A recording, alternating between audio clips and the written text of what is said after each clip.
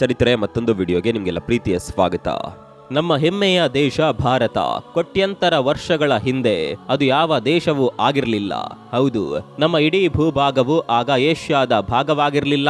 ಬದಲಿಗೆ ಸಮುದ್ರದ ನಡುವೆ ತೇಲುತ್ತಿದ್ದ ಒಂದು ಬೃಹತ್ ದ್ವೀಪವಾಗಿತ್ತು. ಅದಕ್ಕೂ ಹಿಂದಿನ ಕಾಲದಲ್ಲಿ ಖಂಡಗಳು ರೂಪುಗೊಳ್ಳುವ ಮುನ್ನ ನಮ್ಮ ಭಾರತ ಆಫ್ರಿಕಾ, ದಕ್ಷಿಣ ಅಮೆರಿಕ, ಅಂಟಾರ್ಟಿಕಾ ಹಾಗೂ ಆಸ್ಟ್ರೇಲಿಯಾದಂತಹ ಬೃಹತ್ ಭೂಭಾಗಗಳ ಜೊತೆ ಒಂದಾಗಿತ್ತು. ಹಾಗಾದರೆ ದಕ್ಷಿಣದ ತುದಿಯಲ್ಲಿದ್ದ ಭಾರತ ಅಲ್ಲಿಂದ ಕಳಿಸಿಕೊಂಡು ನಿಧಾನವಾಗಿ ಉತ್ತರಕ್ಕೆ ಚಲಿಸಿ ಸಾವಿರಾರು ಕಿಲೋಮೀಟರ್ ದೂರದ ಏಷ್ಯಾಗೆ ಅಂಟಿಕೊಂಡಿದ್ದ ಹೇಗೆ?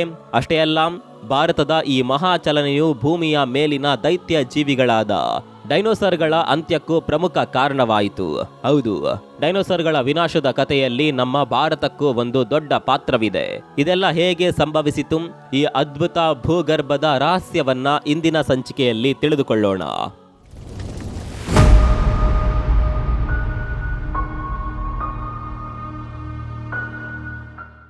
ಸ್ನೇಹಿತರೆ, ಭಾರತವು ಸಾವಿರಾರು ಕಿಲೋಮೀಟರ್ ದೂರ ಪ್ರಯಾಣ ಮಾಡಿ ಏಷ್ಯಾವನ್ನ ಸೇರಿದ ಅದ್ಭುತ ಕಥೆಯನ್ನ ತಿಳಿದುಕೊಳ್ಳಲು ಸುಮಾರು 203 ಮಿಲಿಯನ್ ವರ್ಷಗಳ ಹಿಂದಿನ ಕಾಲವನ್ನ ಗಮನಿಸಬೇಕು. ಸುಮಾರು 20 ಕೋಟಿ ವರ್ಷಗಳ ಹಿಂದೆ ಇಡೀ ಭೂಮಿಯ ಖಂಡಗಳು ಒಂದಾಗಿ ಪ್ಯಾಂಜಿಯಾ ಅನ್ನುವ ಬೃಹತ್ ಖಂಡವಾಗಿತ್ತು. ಆಗ ಇಂದಿನ ಏಷ್ಯಾ ಆಗ್ಲಿ ಆಫ್ರಿಕಾ ಆಗ್ಲಿ ಪ್ರತ್ಯೇಕವಾಗಿರಲಿಲ್ಲ. ಆದರೆ ಭೂಮಿಯ ಆಂತರಿಕ ಶಕ್ತಿಗಳು ಬದಲಾವಣೆ ಮಾಡೋಣ ಅಂತ ನಿರ್ಧರಿಸಿ ನಮ್ಮ ಟೆಕ್ಟಾನಿಕ್ ಪ್ಲೇಟ್ಗಳನ್ನ ಅಲುಗಾಡಿಸಲು ಶುರು ಮಾಡಿದವು. ಇದರಿಂದ ಪ್ಯಾಂಜಿಯಾ ಒಡೆದು ತುಂಡು ತುಂಡಾಗಲು ಪ್ರಾರಂಭಿಸಿತು. ಈ ಪ್ಲೇಟ್ಗಳ ನಿರಂತರ ಚಲನೆಗೆ ಕಾರಣವೇನು ಅನ್ನುವ ಪ್ರಶ್ನೆಗೆ ಉತ್ತರ ಸರಳ. ಭೂಮಿಯ ಮೇಲ್ಭಾಗವಾದ ಕ್ರಸ್ಟ್ನ ಕೆಳಗೆ ಕುದಿಯುತ್ತಿರುವ ಕರಗಿದ ಕಲ್ಲುಗಳ ಸಮುದ್ರವಾದ ಮ್ಯಾಗ್ಮಾ ಇದೆ. ಈ ಮ್ಯಾಗ್ಮಾದಲ್ಲಿ ಶಾಖದ ಏರುಪೇರುಗಳಿಂದಾಗಿ ಸಂವಹನ ಪ್ರವಾಹಗಳು, ನಿರಂತರವಾದ ಅಲೆಗಳುಂಟಾಗುತ್ತವೆ.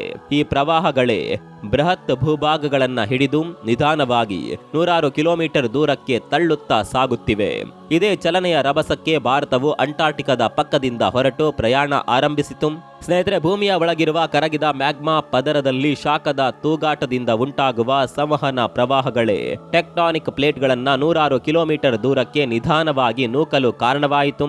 ಈ ಬೃಹತ್ ಚಲನೆಯಿಂದಾಗಿ ಇಂದಿನ ಏಷ್ಯಾ ಆಫ್ರಿಕಾ ಸೇರಿ ಒಂದಾಗಿದ್ದ ಪ್ಯಾಂಜಿಯಾ ಅನ್ನುವ ಖಂಡಕ್ಕೆ ಬಿರುಕು ಬಿತ್ತು.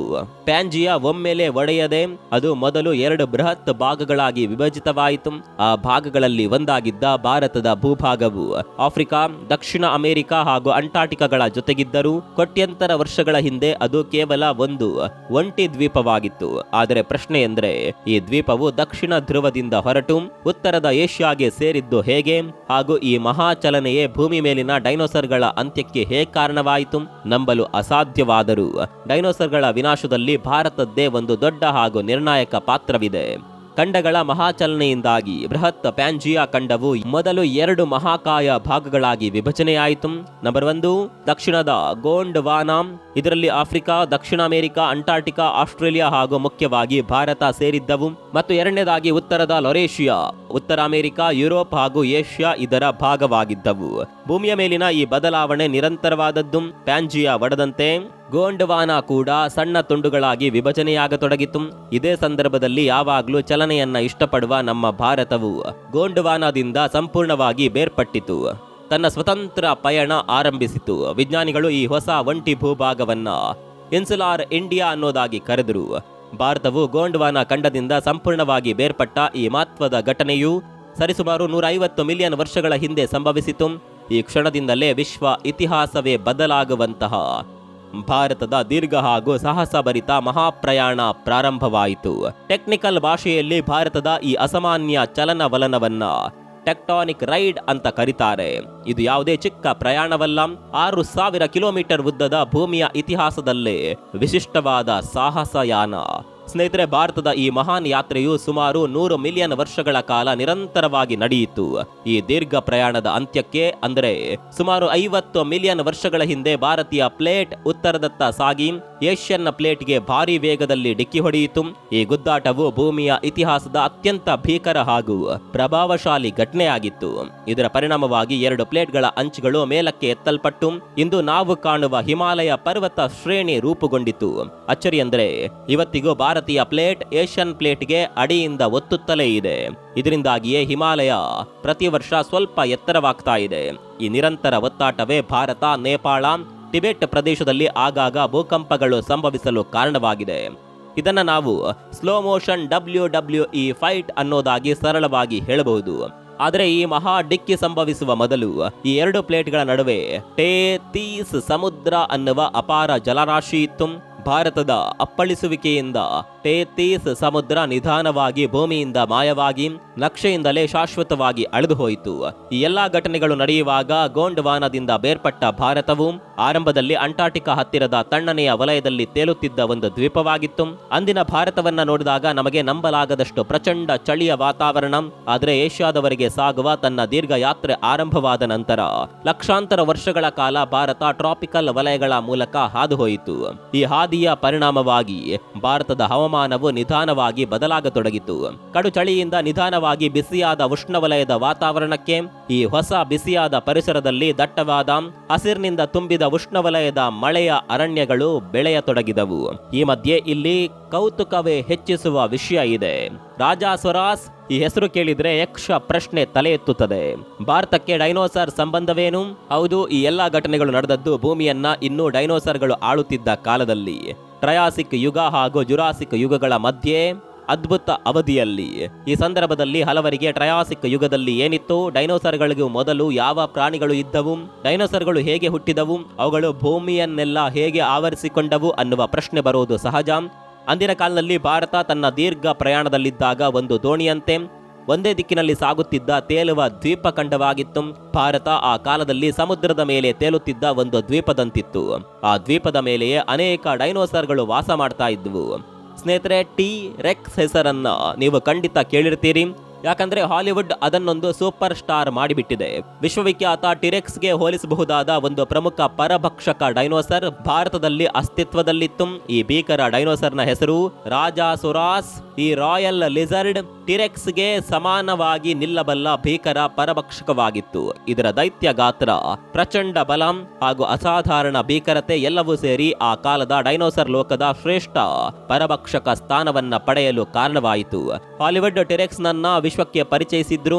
ಭಾರತವನ್ನ ಹೊತ್ತು ಏಷ್ಯಾಗ್ ಬಂದ ಈ ರಾಜಾಸೊರಾಸ್ ಬಗ್ಗೆ ಇಂದಿಗೂ ಬಹಳ ಕಡಿಮೆ ಭಾರತೀಯರಿಗೆ ಮಾತ್ರ ತಿಳಿದಿದೆ. ಆದರೆ ಕತೆ ಇಲ್ಲಿಗೆ ಮುಗಿಯೋದಿಲ್ಲ. ಮಾಂಸಾಹಾರಿ ರಾಜಾಸೊರಾಸ್ ಮಾತ್ರವಲ್ಲದೆ ಭಾರತದಲ್ಲಿ ಜೈನೋಸೊರಾಸ್ ಅನ್ನುವ ಶುದ್ಧ ಶಾಕಾಹಾರಿ ಡೈನೋಸರ್ ಕೂಡ ಇತ್ತು. ಜೈನ ಜನರು ಶಾಕಾಹಾರಿಗಳಾಗಿದ್ದರಿಂದಲೇ ಈ ಡೈನೋಸರ್ಗೆ ಜೈನೋಸೊರಾಸ್ ಎಂದು ಹೆಸರು ಬಂತು ಅಂತ ಕೆಲವರು ಭಾವಿಸಬಹುದು. ಆದರೆ ಸತ್ಯಾಂಶವೆಂದರೆ ಅದರ ಹೆಸರಿಗೂ ಆಹಾರ ಪದ್ಧತಿಗೂ ಯಾವುದೇ ಸಂಬಂಧವಿಲ್ಲ. ಈ ಹೆಸರನ್ನ ಪ್ರಸಿದ್ಧ ಭಾರತೀಯ ಪ್ಯಾಲಿಯಂಟಾಲಜಿಸ್ಟ್ ಡಾಕ್ಟರ್ ಎಸ್.ಎಲ್. ಜೈನ್ ಅವರ ಮಹತ್ವದ ಕೊಡುಗೆಯ ಗೌರವಾರ್ಥವಾಗಿ ಇಡಲಾಗಿದೆ. ಅಂದ್ರೆ ಜೈನ ಹಾಗೂ ಜೈನೋಸರ್ಸ್ ನಡುವಿನ ನಂಟು ಕೇವಲ ವೈಜ್ಞಾನಿಕ ಗೌರವ ಮಾತ್ರ. ಇದೀಗ ಕಥೆಯ ಅಂತ್ಯದ ರೋಚಕ ಅಧ್ಯಾಯಕ್ಕೆ ಬರೋಣ. ವೀಕ್ಷಕರೇ, ಭಾರತ ಏಷ್ಯಾಕ್ಕೆ ಡಿಕ್ಕಿ ಹೊಡೆಯುವ ಮೊದಲು ಭಾರತೀಯ ಪ್ಲೇಟ್ನೊಳಗೆ ಒಂದು ಅದ್ಭುತ ರಾಸಾಯನಿಕ ಬದಲಾವಣೆ, ಒಂದು ರೀತಿಯ ಕೆಮಿಕಲ್ ಲೋಚ ನಡೆಯುತ್ತಿತ್ತು. ಈ ಪರಿಣಾಮವೇ ಡೈನೋಸರ್ಗಳ ಅಂತ್ಯಕ್ಕೆ ದೊಡ್ಡ ಮಟ್ಟದಲ್ಲಿ ಕಾರಣವಾಯಿತು.